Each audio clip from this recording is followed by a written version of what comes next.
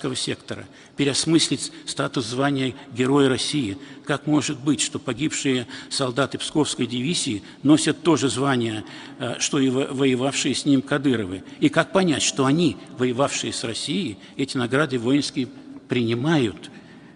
Политические вопросы чеченских ситуаций, на мой взгляд, неосмысленны. Что это было? Освободительная борьба или это был мятеж?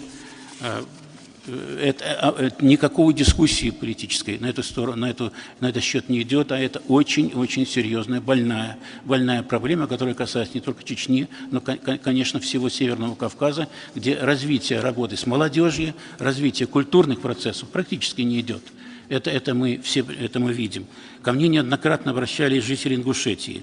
Народ, зажатый между жесточайшим чеченским сектором и осетинским государством с уймой незалеченных военных ран, кажется, просто умирает. Многие пользуются неагрессивностью, неагрессивным характером этого народа, как мне кажется. Все, что я говорю, конечно, совершенно субъективно. И о реакции каких культурных прав, о реализации в Ингушетии можно говорить сегодня. Кино нет, театр нет, телевидение нет, пресса нет.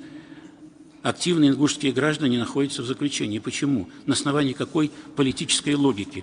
Какая-то кривая логика. Почему нельзя разговаривать? Почему просто нельзя разговаривать с людьми?